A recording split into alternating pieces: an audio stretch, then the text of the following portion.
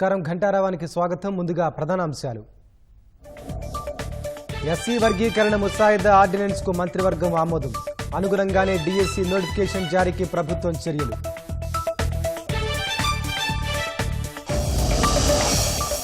మూడు మతాల మధ్య చిచ్చు పెట్టేందుకు వైసీపీ ప్రయత్నిస్తోంది. నేతలంతా అప్రమత్తతో ప్రజలను చైతన్యపరచాలని సీఎం సూచన.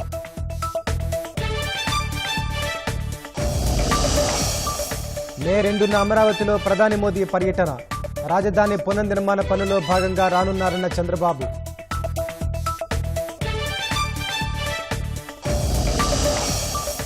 మద్యం కేసులో విజయసాయికి సిట్ నోటీసులు. దర్యాప్తులో సాక్షిగా హాజరు కావాలని ఆదేశం.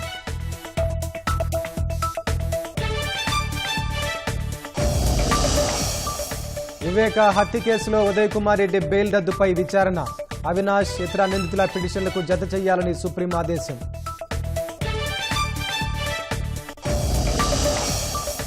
జూన్ నుంచి సెప్టెంబర్ వరకు సాధారణం కంటే అధిక వర్షపాతం. ఏపీ తెలంగాణలోనూ ఎక్కువ వర్షాలు కురుస్తాయన్న ఐఎండీ.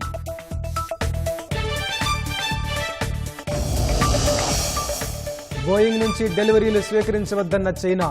విమానాల విడిభాగాల్ని అమెరికా నుంచి కొనొద్దని సూచన.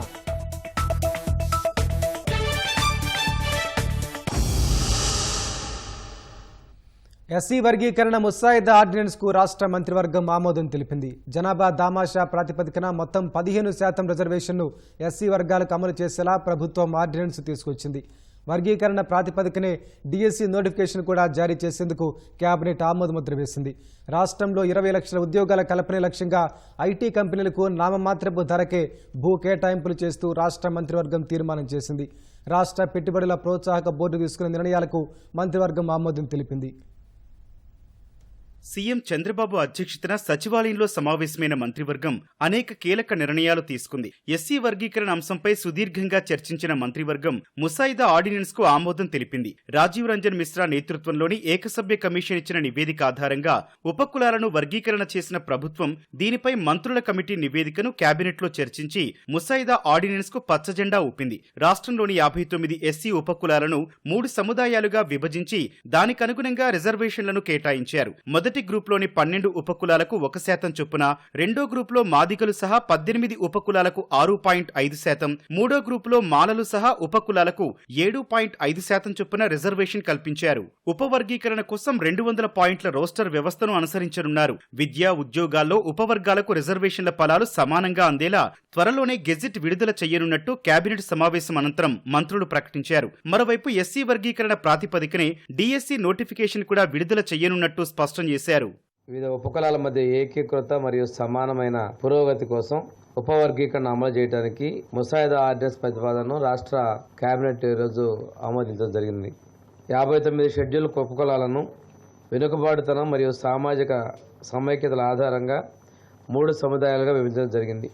అన్ని షెడ్యూల్ కులాల వర్గాలకు విద్య మరియు ఉద్యోగ అవకాశాల్లో సమాన మరియు న్యాయమైన ప్రవేశం లభిస్తుందని, దీని ద్వారా రాజ్యాంగ లక్ష్యాలను సాధించి సామూహిక అభివృద్ధి నిర్ధారించగలని ప్రభుత్వం భావిస్తుంది.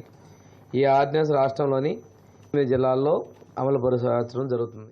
రాష్ట్ర పెట్టుబడుల ప్రోత్సాహక బోర్డు తీసుకున్న నిర్ణయాలకు రాష్ట్ర కేబినెట్ ఆమోదం తెలియజేసింది. 31,000 కోట్ల రూపాయల మేర పెట్టుబడులకు సంబంధించిన ప్రతిపాదనలకు కేబినెట్ గ్రీన్ సిగ్నల్ ఇచ్చింది. ఈ నిర్ణయంతో రాష్ట్రంలో ప్రత్యక్షంగా 32,000 మందికి ఉద్యోగాలు లభించే అవకాశం ఉంది. ఇప్పటి వరకు ఎస్ఐపిబి ద్వారా 4.62 కోట్ల విలువైన ప్రాజెక్టులను ఆమోదించారు. శ్రీకాకుళం, విజయనగరం, తూర్పుగోదావరి, గుంటూరు, చిత్తూరు, కడప, అనంతపురం జిల్లాల్లో సీనియరేజీ ఫీజు వసూలు కాంట్రాక్టు పొడిగింపునకు కూడా రాష్ట్ర మంత్రివర్గం ఆమోదాన్ని తెలిపింది. దీంతో పాటు ఏపీఎండీసీ ద్వారా 9,000 కోట్ల బాండ్లను జారీ చేసేందుకు అనుమతించే ప్రతిపాదనకు కూడా కేబినెట్ ఆమోదం తెలిపింది. రాష్ట్రంలో 20 లక్షల ఉద్యోగాల కల్పన లక్ష్యంగా ఐటీ కంపెనీలను ఆకర్షించేందుకు కేబినెట్ కీలక తీర్మానం చేసింది. విశాఖ ఐటీ సెజ్ లో టీసీఎస్ కు 21.66 ఎకరాల భూమిని కేటాయించేందుకు రాష్ట్ర మంత్రివర్గం ఆమోదం తెలిపింది. 1,370 కోట్ల రూపాయల పెట్టుబడితో 12,000 మందికి టీసీఎస్ ఉపాధి అవకాశాలు కల్పించనుంది. దీంతో పాటు messrs Arsa clusters private limited కు కూడా ఐటీ సెజ్ లో 3.5 ఎకరాల భూమి, కాపులుప్పాడలో 56 ఎకరాల కేటాయింపునకు కేబినెట్ ఆమోదం తెలిపింది. రాష్ట్రంలో అలజడులు సృష్టించేందుకు వైసీపీ ప్రయత్నిస్తోందని ప్రజలంతా అప్రమత్తంగా ఉండాలని సీఎం చంద్రబాబు హెచ్చరించారు. కులాలు మతాల మధ్య చిచ్చుపెట్టి రెచ్చగొట్టే ప్రయత్నం చేస్తోందన్న సీఎం నేతలంతా అప్రమత్తంగా ఉండి ప్రజలను చైతన్యపరచాలని సూచించారు. అధికారుల అవినీతిపైన ఓ కంట కనిపెడుతూ ఉండాలని మంత్రులకు సీఎం నిర్దేశించారు. రాష్ట్రంలో కులాలు మతాల మధ్య చిచ్చుపెట్టి రాజకీయ లబ్ధి పొందాలని జగన్ కుట్రలు పన్నుతున్నారని సీఎం చంద్రబాబు మండిపడ్డారు. మంత్రివర్గ సమావేశం అనంతరం రాష్ట్రంలో తాజా రాజకీయ పరిణామాలపై మంత్రులతో సీఎం చర్చించారు. తిరుపతి గోశాల అంశం, పాస్టర్ ప్రవీణ్ మరణం, వక్ఫ్ బోర్డు బిల్లు అంశాల్లో మూడు మతాలను రెచ్చగొట్టే ప్రయత్నం చేశారని ఆగ్రహం వ్యక్తం చేశారు. జగన్ వైఖరి ఎలా ఉందో కళ్ల ముందు కనిపిస్తోందన్న సీఎం ఆ కుట్రలను సమర్థంగా తిప్పికొడుతూనే ప్రజల్ని చైతన్యపరచాలని మంత్రులకు సూచించారు. అధికారుల అవినీతిపై తరచూ చర్చ జరుగుతుండటాన్ని సీఎం మంత్రుల వద్ద ప్రస్తావించారు. రాజకీయంగా అంతా బాగానే ఉన్నా అధికారుల స్థాయిలో ఈ తరహా చర్చలు సరికాదన్నారు. ఏ శాఖ పరిధిలో మంత్రులు ఆ శాఖ అంశాలపై అప్రమత్తంగా ఉండాలని సూచించారు. మాజీ ముఖ్యమంత్రి ఆయన సారథ్యంలో ఏదైతే ఇటువంటి చిచ్చులు ఏవైతే పెడుతూ ఉన్నారో దాన్ని కూడా సమర్థవంతంగా ప్రజల్ని ఎడ్యుకేట్ చేయవలసిన అవసరం కూడా మన మీద ఎప్పుడు కూడా ఉంది అనే విషయాన్ని కూడా అందులో కూడా పర్టికులర్ మూడు మతాలను కూడా చూస్తూ ఉన్నాం. మొన్ననే మీరు కూడా చూశారు, మీడియా కూడా ఒక పక్కన వక్స్ బిల్లు పేరు చెప్పి అటు ముస్లిమ్స్, ఇంకొక పక్కన గోశాల పేరు చెప్పి హిందువులు, ఇంకొక పక్కన పాస్టర్ ప్రవీణ్ చెప్పి ఎవరైతే క్రైస్తవులు, అంటే ఇట్లా మతాల మధ్య అంటే ఒక్కొక్క వారం 10 రోజులు ఒక సోషల్ మీడియాని పెట్టి అట్లా ఏదైతే ఈ యొక్క రాష్ట్రంలో ఉన్నటువంటి లా అండ్ ఆర్డర్స్ కానీ ప్రజల మనోభావాలను కానీ ఏ రకంగా అయితే మరి ఆయన పక్కదోవ పట్టించాలని వాళ్ళు చేస్తూ ఉన్నారు. వీటిని కూడా ప్రజలు ఎడ్యుకేట్ చేయాలి. మత ఘర్షణలు తీసుకురావాలని ఏకైక లక్ష్యం. దానికి ఏం చేశారంటే పాపం పాస్టర్ ప్రవీణ్ పగడాల గారిని ఏదో రకంగా రకరకాలుగా వాళ్ళ మీద ఎంత అంటే ఒక పాస్టర్ నోట్ నుంచి కొన్ని పదాలు మనం వినం ఎట్టి పరిస్థితుల్లోని కూడా. అటువంటిది మేము పాస్టర్ ముసుగులో కొంతమంది బయటకు వచ్చి నోటుకు వచ్చినట్టు మాట్లాడారు. అయినా కూడా గవర్నమెంట్ చాలా నెమ్మదిగా ఉండి ఎట్టి పరిస్థితుల్లోని సమయం కోల్పోకుండా పోలీస్ డిపార్ట్మెంట్ వాళ్ళు కానీ మేము కానీ చాలా బ్యాలెన్స్డ్కి వెళ్ళాం. ఈ మధ్యకాలంలో జరిగిన సంఘటనలు మీకు తెలిసే ఉంటుంది. నరసన్నపేటలోని ఒక టెంపుల్ మీద వెళ్ళి జీసస్ వర్డ్స్ రాయించారు, ఒక చర్చ్ దగ్గరికి వెళ్ళి జై శ్రీరామ్ అని రాయించారు.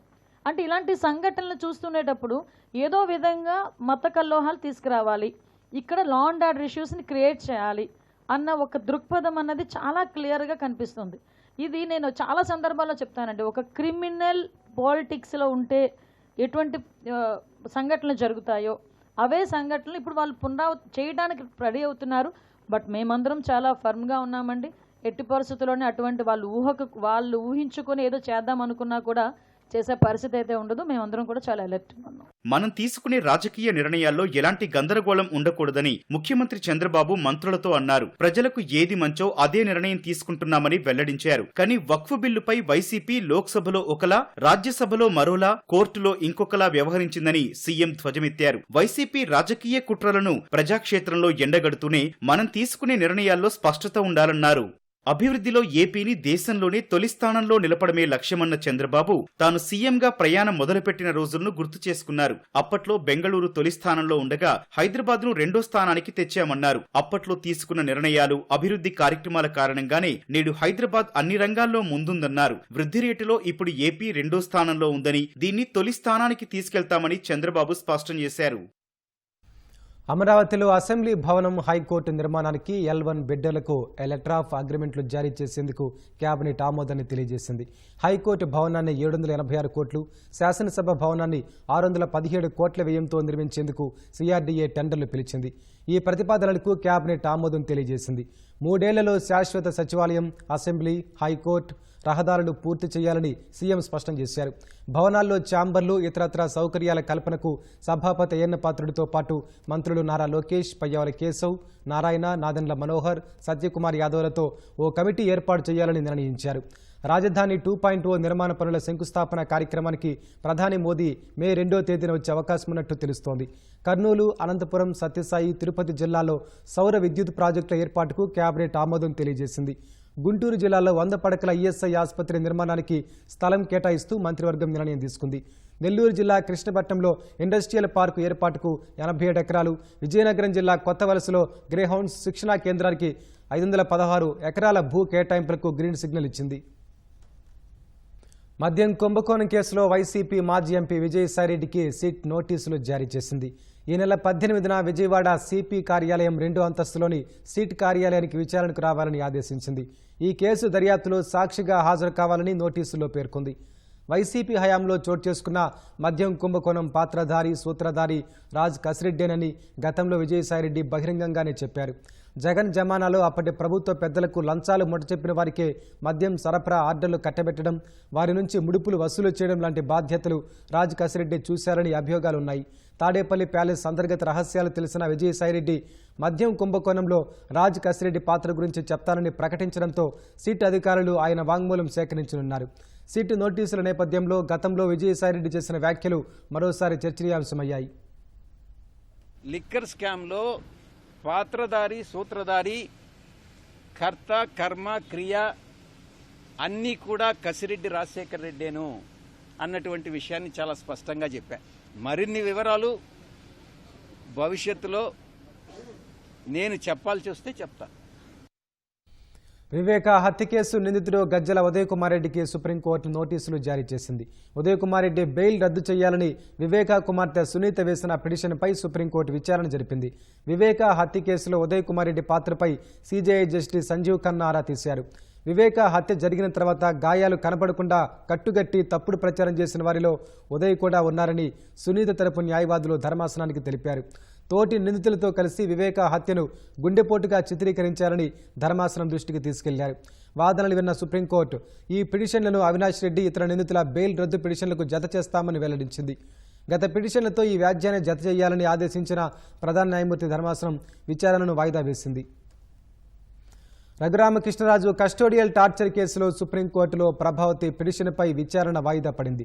రాష్ట్ర ప్రభుత్వం తరపు సీనియర్ న్యాయవాది సిద్ధార్థ లూత్రా అందుబాటులో లేకపోవడంతో న్యాయస్థానం విచారణను వాయిదా వేసింది. వ్యక్తిగత కారణాలతో లూత్రా హాజరు కాలేకపోతున్నట్లు కోర్టుకు న్యాయవాదులు తెలిపారు. దీంతో విచారణను ఈ నెల 24కి జస్టిస్ విక్రమ్నాథ్ ధర్మాసనం వాయిదా వేసింది. రఘురామకు ఎలాంటి గాయాలు లేవని డాక్టర్ ప్రభావతి గతంలో నివేదిక ఇచ్చారు. ఆమె విచారణకు సహకరించట్లేదని గత విచారణ సందర్భంగా కోర్టు దృష్టికి ప్రభుత్వం తీసుకెళ్లింది. ఈ నెల 7, 8 తేదీల్లో దర్యాప్తుకు హాజరు కావాలని సుప్రీంకోర్టు ఆదేశించింది. దర్యాప్తుకు సహకరించకపోతే మధ్యంతర ఉపశమనం రద్దు చేస్తామని హెచ్చరించింది. ప్రభావతిని ప్రశ్నించిన అనంతరం తొలిసారి పిటిషన్ విచారణకు వచ్చింది. పోలీసులకు అంతర్జాతీయ నేరగాళ్లు దొరికినా మాజీ మంత్రి కాకాని మాత్రం దొరకడం లేదని ఎమ్మెల్యే సోమిరెడ్డి చంద్రమోహన్ రెడ్డి అన్నారు. కాకాని తప్పు చేయకపోతే దాక్కోవలసిన అవసరం ఏంటని నిలదీశారు. కరోనా సమయంలో ఆనందయ్య మందును కాకాని అనుచరులు వెబ్సైట్లో పెట్టి అమ్మడంపై ప్రశ్నించినందుకు నమోదైన కేసులో నెల్లూరు రైల్వే కోర్టుకు సోమిరెడ్డి హాజరయ్యారు. వైసీపీ అధికారంలో ఉండగా కాకాని తనపై 17 కేసులు పెట్టించినా ధైర్యంగా ఎదుర్కొన్నానని గుర్తు చేశారు. 13,000 కోట్లు మోసం చేసి ఆ బ్యాంకులో దోపిడీ చేసినోడు ఈరోజు బెల్జియంలో అరెస్ట్ చేశారు. ఇక్కడ ముంబై పేలుళ్లలో రాణాని అరెస్ట్ చేశారు. కానీ కాకాని గోవర్ధన్ దొరకటం లేదండి. అంటే వాళ్ళిద్దరికంటే కూడా గనుడు పారిపోయే దాంట్లో పోలీసులు కళ్ళు కప్పే దాంట్లో కాకాని గోవర్ధన్ రెడ్డి ఇంటర్నేషనల్ లెవెల్లో నంబర్ 1. మన నెల్లూరు జిల్లాలో అటువంటి వాళ్ళు పుట్టి పెరగటం కర్మ. తప్పు చేశాడు కాబట్టి పారిపోయాడు. పారిపోయే పిరికి బందులు, పట్టపొగులు దోపిడీ చేసే దొంగలు, వాళ్ళని గురించి మీరందరూ రోజుకో స్టేట్మెంట్ ఇస్తారా? విచారణలో నోటీసులు తీసుకోమను, తప్పు చేయకపోతే చెప్పమను. మీ బ్యాచ్కి సిగ్గు శరమ ధైర్యం ఉంటే పిలిపించండి అతన్ని. మేమేం తప్పు చేయకుండా మమ్మల్ని కోర్టు చుట్టూ తిప్పుతున్నావు. నువ్వు మాత్రం విచారణకు వచ్చేదానికి నీకు దమ్ము లేదు. జగన్మోహన్ రెడ్డికి సిగ్గుండాలా. ఆ రోజు చెప్పుతో కొట్టుండాలి. నువ్వు నీ సతీమణి గురించి మాట్లాడితే మా నాయకులు ఎత్తి లోపలించారు కేసు పెట్టి. ఆ పని నువ్వు వల్లభనేని వంశీ టైంలో చేసి ఉండాలా, కాకాని గోవర్ధన్ టైంలో నువ్వు చేసి ఉండాలా. ఆ పనికి మాలిన వాళ్ళు అసెంబ్లీలో మాట్లాడుతుంటే నవ్వుతా ఎగరతా కులకతా కూర్చున్నాడు జగన్మోహన్ రెడ్డి. అందుకనే నీకు ఈ గతి పట్టింది. రాష్ట్రంలో 2260 స్పెషల్ ఎడ్యుకేషన్ టీచర్ పోస్టులను సృష్టిస్తూ ప్రభుత్వం ఉత్తర్వులు జారీ చేసింది. స్పెషల్ ఎడ్యుకేషన్ టీచర్ల నియామకానికి సంబంధించి ఉత్తర్వులు జారీ అయ్యాయి. ఇందులో 1136 ఎస్జిటి, 1124 మంది స్కూల్ అసిస్టెంట్ పోస్టుల్లో నియమించేందుకు ప్రభుత్వం నిర్ణయించింది. ప్రాథమిక స్థాయిలో 1136 స్పెషల్ ఎడ్యుకేషన్ ఎస్జిటి పోస్టుల భర్తీకి, సెకండరీ స్థాయిలో కొత్తగా 1124 స్కూల్ అసిస్టెంట్ల పోస్టులను శాంక్షన్ చేస్తూ ఉత్తర్వులు జారీ చేసింది. డిఎస్సి ద్వారా స్పెషల్ ఎడ్యుకేషన్ టీచర్ల భర్తీ చేసేందుకు నోటిఫికేషన్ జారీ చేసింది. ఆటిజం సహా మానసిక వైకల్యం కలిగిన వారికి విద్యను బోధించేలా ప్రత్యేక ఉపాధ్యాయుల భర్తీ చేయాల్సిందిగా నోటిఫికేషన్లో పేర్కొంది. విశాఖ నుంచి విజయవాడకు పలు విమాన సర్వీసులు రద్దు కావడంతో తీవ్ర ఇబ్బందులు ఎదుర్కొంటున్నట్లు మాజీ మంత్రి భీమిలి ఎమ్మెల్యే గంటా శ్రీనివాసరావు ఆవేదన వ్యక్తం చేశారు. విశాఖ నుంచి విజయవాడ చేరుకునేందుకు తనకు ఎదురైన ఇబ్బందులను సామాజిక మాధ్యమాల వేదికగా వెల్లడించారు. ఆంధ్రప్రదేశ్ ఆర్థిక రాజధాని విశాఖ నుంచి పరిపాలనా రాజధాని అమరావతి చేరుకోవాలంటే తెలంగాణ రాజధాని హైదరాబాద్ మీదుగా వెళ్లాల్సి రావడం బాధాకరమంటూ గంటా శ్రీనివాసరావు స్వీయ అనుభవాన్ని పంచుకున్నారు. ఉదయం 8 గంటలకు విశాఖ ఎయిర్పోర్టుకు వచ్చిన తాను విమానంలో హైదరాబాద్ ఎయిర్పోర్టు చేరుకొని అక్కడి నుంచి గన్నవరం విమానాశ్రయంలో దిగేసరికి మధ్యాహ్నం 1 గంట అయిందని పేర్కొన్నారు. సీఎం చంద్రబాబుతో సమావేశం కోసం విశాఖ నుంచి బయలుదేరిన సిఐఐ, ఫిక్కీ వంటి ట్రేడ్ ప్రతినిధులు కూడా తనలాగే హైదరాబాద్ మీదుగా విజయవాడ చేరుకున్నారని గంటా తెలిపారు. విశాఖ, విజయవాడ మధ్య ఉదయం వేళల్లో నడిచే 2 విమాన సర్వీసులు రద్దు చేయడం వల్లే ఈ పరిస్థితి తలెత్తిందని పేర్కొన్నారు. దురదృష్టవశాత్తు ఇవాళ మంగళవారం కావడంతో వందే భారత్ రైలు కూడా లేదని, దీంతో 2 విమానాలు మారి విజయవాడ చేరాల్సి వచ్చిందని ఆవేదన వ్యక్తపరిచారు. ఆంధ్ర టు ఆంధ్ర వయా తెలంగాణ, ఇది విశాఖ విమాన ప్రయాణికుల దుస్థితి అంటూ ఫేస్బుక్లో పోస్టు చేశారు. కేంద్ర పౌర విమానయాన శాఖ మంత్రి రామ్మోహన్ నాయుడు, సీఎం చంద్రబాబు, మంత్రి లోకేష్కు తన పోస్టును ట్యాగ్ చేశారు. భర్త చేతిలో దారుణ హత్యకు గురైన నిండు గర్భిణి అనూష మృతి కేసులో అనేక కోణాలు బయటపడుతున్నాయి. భర్త జ్ఞానేశ్వర్ పథకం ప్రకారమే అనూషను హత్య చేసినట్టుగా కుటుంబ సభ్యులు, స్నేహితులు చెబుతున్నారు. జ్ఞానేశ్వర్ కుటుంబ సభ్యులు ఎప్పటికీ కనీసం పలకరించలేదని ఆవేదన వ్యక్తం చేస్తున్నారు. విశాఖ ఆర్టీసీ కాలనీలో నివాసముంటున్న జ్ఞానేశ్వర్, అనూష దంపతులు 2022లో ప్రేమ వివాహం చేసుకున్నారు. తల్లిదండ్రులకు విషయం చెప్పకుండా నగరంలో జ్ఞానేశ్వర్ కాపురం పెట్టాడు. అత్తమామల వద్దకు వెళదామని అనూష ఎప్పుడు అడిగినా ఏవేవో కారణాలు చెప్పి తప్పించుకుంటూ వస్తున్నట్లు కుటుంబ సభ్యులు తెలిపారు. తనకు క్యాన్సర్ వచ్చిందని, విడాకులు తీసుకుని వేరే పెళ్లి చేసుకోవాలని వదిలించుకునే ప్రయత్నం చేసినట్లు వివరించారు. నిండు గర్భిణి అయిన అనూషను ఆదివారమే ఆసుపత్రిలో చేర్పించాల్సి ఉండగా జ్ఞానేశ్వర్ వాయిదా వేసినట్లు చెప్పారు. పథకం ప్రకారమే జ్ఞానేశ్వర్ ఈ హత్య చేశాడంటూ అనూష కుటుంబ సభ్యులు కన్నీరు మున్నీరుగా విలపించారు. వాళ్ళ ఫ్రెండ్స్ మాకు ఫోన్ చేశారు, హాస్పిటల్కి వచ్చేసరికి చనిపోయింది అని చెప్పేసి అన్నారు. మొన్న నైట్ హాస్పిటల్లో అడ్మిట్ అవ్వాలంటే అడ్మిట్ అవ్వకుండా అది ఆఫ్ చేసి నైట్ ఇలా చేశాడండి. ఫలోటోలో టాబ్లెట్ కలిపేశాడంట. ఆ టాబ్లెట్ తాగుతూ ఉండగా నోటికి తగిలితే తను బయట తీసి టాబ్లెట్ వచ్చింది ఏంటి ఇలాగా అని చెప్పేసి అంటే, అదేంటి అది బయట నుంచి తీసుకొచ్చింది, దాంట్లో టాబ్లెట్ రావడం ఏంటి, కొంచెం గట్టిగా అడుగుదాము, దానికోసం మాట్లాడాలి, సరే టాబ్లెట్ తీసి పక్కన పెట్టని చెప్పి అనుమానం రాకుండా దాన్ని పక్కన పెట్టించాడండి. అమ్మ హాస్పిటల్కి వెళ్ళాలి, డాక్టర్ ఫోన్ చేసింది, హాస్పిటల్కి వెళ్ళాలంటే హాస్పిటల్కి వెళ్ళాలంటే వెళ్ళారండి. జాయిన్ అయిపోప్పుడు అని ఇంటికి వచ్చి చెప్పింది. కానీ పొద్దున్న తీసుకెళ్తా అంటున్నాడే, ఇప్పుడు మానేమంటున్నాడే అని. పొయ్యి మీద నీళ్ళు ఎట్టండి పిల్లకాయ అను అను అను మాట్లాడతలేదండి. అను ఒక్కడి కేకలకే మాట్లాడేదండి. అను అంటున్నాడు. కాదు వీడు ఫోన్ చూసుకున్నాడు, సందులో కూర్చున్నారు అంటే ఆడు వచ్చి ఇలా కొట్టేస్తున్నాడు. అను లేకపోతే చేస్తున్నాడు. ఆమెలిసి ఫోన్ చేసి డాక్టర్ గారికి ఫోన్ చేసి అంటే లేదమ్మా అయిపోయింది అంటున్నాడు. ఓకే ఎదుర్కొంటాను వాళ్ళు చెప్పనిస్తలేదు. చేయకుండా అలాగే ఇడిచిపోయాడు బయటకి. పన్నెండు అవి దాకా కూడా బాగానే ఉంది అంటున్నాడు. పని చేస్తాడు అనుకోలేదు బాబోయ్. అనూష హత్యను మహిళా సంఘాలు తీవ్రంగా ఖండించాయి. జ్ఞానేశ్వరును కఠినంగా శిక్షించాలని డిమాండ్ చేశాయి. కేజీహెచ్ మార్చురీ వద్ద అనూష కుటుంబ సభ్యులను మహిళా సంఘాల నాయకులు పరామర్శించారు. అనూష మృతి పట్ల ఆమె స్నేహితులు విచారం వ్యక్తం చేస్తున్నారు. ఉన్నత చదువులు చదివి తన సొంత కాళ్ల మీద నిలబడిన అనూషను ప్రేమ పేరుతో నమ్మించి పెళ్లి చేసుకుని దారుణానికి ఒడిగట్టడం బాధాకరమన్నారు. భాగ్య ఒకసారి తమ్ముడికి పంపించవా, ఇలా పడిపోయింది అను అని చెప్పి కాల్ చేశారు. 11:30 వరకు మాట్లాడినమ్మే ఈ 6 అవర్స్లో ఏమైపోయింది అడిగేసరికి తనే ఒప్పుకుని మార్చురీ దగ్గర వచ్చి చెప్తున్నాడు, నేనే ఉరేసేసాను ఫ్యాన్కి అని. గొడవ వచ్చింది, ఇద్దరి మధ్య డిస్టర్బెన్స్ వచ్చిన కోపంలో నేనే చేసేసాను అని చెప్పాడు. ఇది కావాలనే చేసిందండి. ఎందుకంటే మార్నింగ్ వరకు నేను హాస్పిటల్కి తీసుకెళ్లాను, పల్స్ ఉంది, డాక్టర్స్ చెక్ చేశారు. చెక్ చేసిన 10-15 మినిట్స్కి చనిపోయిందని మాకు అంతవరకు ఒక డ్రామా చేశాడు. సో ఇక్కడికి వచ్చి పోలీసులు గట్టిగా అడిగేటప్పటికి నైట్ 2 గంటలకే మా ఇద్దరి మధ్యన గొడవ అయింది. గొడవ తర్వాత నేను ఇలా ఫస్ట్ చేత్తో నొక్కేశాను గొంతుని, దాని తర్వాత చున్నీతోని చంపేశాను అని చెప్పేసి తనే ఒప్పుకున్నాడు. తర్వాత తిరుమలలో డ్రోన్ ఎగరడం కలకలం రేగింది. శ్రీవారి ఆలయం పరిసరాల్లో రాజస్థాన్ యూట్యూబర్ డ్రోన్ ఎగరవేశారు. నాద నీరాజనం మండపం నుంచి యూట్యూబర్ డ్రోన్ ఆపరేట్ చేసినట్లు సమాచారం. మహాద్వార గోపురం మీదుగా పశ్చిమ మాడవీధి వైపు డ్రోన్ ఎగరవేసేందుకు యత్నించాడు. తక్షణమే స్పందించిన విజిలెన్స్ అధికారులు అతను అదుపులోకి తీసుకుని ప్రశ్నిస్తున్నారు. డ్రోన్ కెమెరాతో చిత్రీకరించిన వీడియోలను పరిశీలిస్తున్నారు. భద్రత దృష్ట్యా తిరుమలలో డ్రోన్ ఎగరవేసేందుకు అనుమతి లేదు.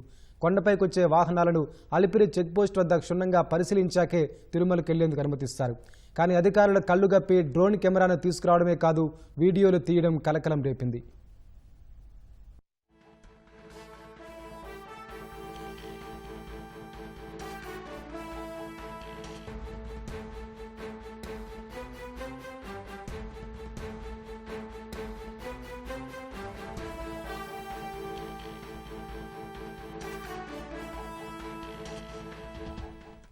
మనీ లాండరింగ్ కేసులో వ్యాపారవేత్త వైనాడ్ ఎంపీ ప్రియాంక గాంధీ భర్త రాబర్ట్ వాద్రా ఈడీ ముందు హాజరయ్యారు. భూ ఒప్పందంతో సంబంధం ఉన్న మనీ లాండరింగ్ కేసులో విచారణకు హాజరు కావాలని నోటీసులు పంపింది. ఇదే కేసులో ఈ నెల 8న కూడా ఈడీ నోటీసులు పంపినా ఆయన విచారణకు హాజరు కాలేదు. హర్యానాలోని షికోపూర్ భూ ఒప్పందంపై ఈడీ మనీ లాండరింగ్ కేసు నమోదు చేసింది. వాద్రా విచారణకు హాజరైతే మనీ లాండరింగ్ చట్టం కింద వాంగ్మూలం నమోదు చేయనున్నట్లు దర్యాప్తు వర్గాలు పేర్కొన్నాయి. ఇదివరకు వేరువేరు మనీ లాండరింగ్ కేసులో రాబర్ట్ వాద్రాను ఈడీ అధికారులు ప్రశ్నించారు. బీహార్లో ఈ ఏడాది చివరిలో జరగబోయే అసెంబ్లీ ఎన్నికలకు సంబంధించి మహాఘట్ బంధన్ నుంచి సీఎం అభ్యర్థి ఎవరన్నది చర్చల తర్వాత చెబుతామని ఆర్జేడీ నేత తేజస్వి యాదవ్ తెలిపారు. దీనిపై ఎవరూ తప్పుడు ప్రచారాన్ని చేయొద్దని విజ్ఞప్తి చేశారు. ఎన్నికల సంసిద్ధతలో భాగంగా ఢిల్లీకి వెళ్లిన తేజస్వి యాదవ్ కాంగ్రెస్ అధ్యక్షుడు మల్లికార్జున ఖర్గేను, లోక్సభ ప్రతిపక్ష నేత రాహుల్ గాంధీని కలిశారు. బీహార్ అసెంబ్లీ ఎన్నికల్లో ఇండియా కూటమి ప్రభుత్వం ఏర్పడుతుందని ధీమా వ్యక్తం చేశారు. బీహార్ సీఎం నితీష్ కుమార్ను బీజేపీ హైజాక్ చేసిందని తేజస్వి యాదవ్ విమర్శించారు. నితీష్ నేతృత్వంలో ఎన్నికలకు వెళ్లనున్నట్టు కేంద్ర హోంమంత్రి అమిత్ షా పేర్కొన్నప్పటికీ సీఎం అభ్యర్థిపై ఆయన స్పష్టత ఇవ్వలేదని అన్నారు. ఖచ్చితంగా నితీష్ ముఖ్యమంత్రి అభ్యర్థిని బీజేపీ చెప్పడం లేదని విమర్శించారు. 243 అసెంబ్లీ నియోజకవర్గాలున్న బీహార్లో ఈ ఏడాది చివరిలో ఎన్నికలు జరగనున్నాయి. ఈ ఏడాది దేశవ్యాప్తంగా విస్తారంగా వర్షాలు కురుస్తాయని భారత వాతావరణ శాఖ అంచనా వేసింది. జూన్ నుంచి సెప్టెంబర్ వరకు నైరుతి రుతుపవనాల కాలంలో దేశంలో సాధారణం కంటే ఎక్కువ వర్షపాతం నమోదు కానుందని వెల్లడించింది. దేశం మొత్తం దీర్ఘకాల సగటు వర్షపాతం 105% ఉంటుందని ఐఎండీ అంచనా వేసింది. ఆంధ్రప్రదేశ్, తెలంగాణ, మహారాష్ట్ర, ఒడిశా, ఛత్తీస్గఢ్, కర్ణాటకల్లో సాధారణం కంటే ఎక్కువ వర్షపాతం నమోదయ్యే అవకాశాలున్నాయని, తమిళనాడు, ఈశాన్య రాష్ట్రాల్లో సాధారణం కంటే తక్కువ స్థాయి వర్షపాతం నమోదవుతుందని ఐఎండీ తెలిపింది. భారత ఉపఖండంలో సాధారణం కంటే తక్కువ వర్షపాతానికి కారణమయ్యే ఎల్నినో పరిస్థితులు ఈసారి తలెత్తే అవకాశం లేదని తెలిపింది. నైరుతి రుతుపవనాలు భారత వ్యవసాయ రంగానికి ఎంతో కీలకం. దేశ జనాభాలో 42.3% మంది వ్యవసాయంపై ఆధారపడి జీవిస్తున్నారు. జీడీపీలో వ్యవసాయ రంగం 18.2% వాటా కలిగి ఉంది. సాగు భూమిలో 52% రుతుపవన వర్షాలపై ఆధారపడుతుంది. అంతర్జాతీయ మార్కెట్ల నుంచి సానుకూల సంకేతాలు సహా ఎలక్ట్రానిక్ వస్తువులపై ట్రంప్ పన్ను మినహాయింపులు ప్రకటించిన వేళ దేశీయ స్టాక్ మార్కెట్లు వరుసగా 2వ సెషన్లో భారీ లాభాలు నమోదు చేశాయి. ట్రంప్ టారిఫ్ల ప్రకటన తర్వాత వచ్చిన నష్టాల నుంచి దేశీయ స్టాక్ మార్కెట్లు దాదాపుగా కోలుకున్నాయి. గత సెషన్లో 1310 పాయింట్లు పెరిగిన సెన్సెక్స్ ఇవాళ మరో 1578 పాయింట్లు ఎగబాకింది.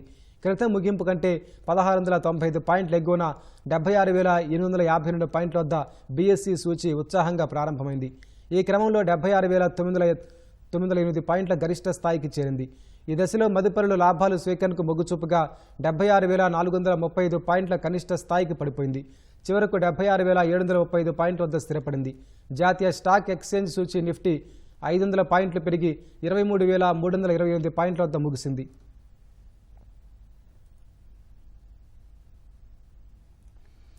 మార్చి నెలలో రిటైల్, హోల్సేల్ ద్రవ్యోల్బణ గణాంకాలు భారీగా తగ్గాయి. రిటైల్ ద్రవ్యోల్బణం సుమారుగా 6 ఏళ్ల కనిష్ట స్థాయికి చేరింది. 2019 మార్చిలో 3.28% ఉండగా ఈ ఏడాది మార్చిలో 3.34%గా నమోదైంది. ఫిబ్రవరిలో 3.61%, గత ఏడాది మార్చి నెలలో 4.85%గా ఉంది. ఈ ఏడాది మార్చిలో రిటైల్ ద్రవ్యోల్బణం తగ్గడానికి ప్రధానంగా కూరగాయలు, అధిక ప్రోటీన్ వస్తువుల ధరలు దిగిరావడమే కారణమని కేంద్ర గణాంక శాఖ తెలిపింది. ఆహార ద్రవ్యోల్బణం మార్చి నెలలో 2.69%కి తగ్గింది. ఫిబ్రవరిలో ఇది 3.7%, గత ఏడాది మార్చిలో 8.52%గా ఉందని కేంద్రం వెల్లడించింది. మరోవైపు హోల్సేల్ ద్రవ్యోల్బణం మార్చి నెలలో 6 నెలల కనిష్టానికి దిగొచ్చింది. గత నెలలో 2.05% నమోదైనట్లు కేంద్ర గణాంక శాఖ తెలిపింది. కూరగాయలు, ఆలుగడ్డలు, ఇతర ఆహార వస్తువుల ధరలు తగ్గడమే హోల్సేల్ ద్రవ్యోల్బణం దిగిరావడానికి కారణమని వెల్లడించింది.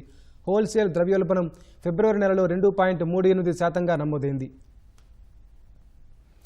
అమెరికా చైనా వాణిజ్య యుద్ధం రోజురోజుకు తీవ్రమవుతోంది. ఇప్పటికే అరుదైన ఖనిజాలు, మ్యాగ్నెట్ల ఎగుమతులను నిలిపివేసి అమెరికాను దెబ్బకొట్టిన చైనా తాజాగా మరో షాక్ ఇచ్చింది.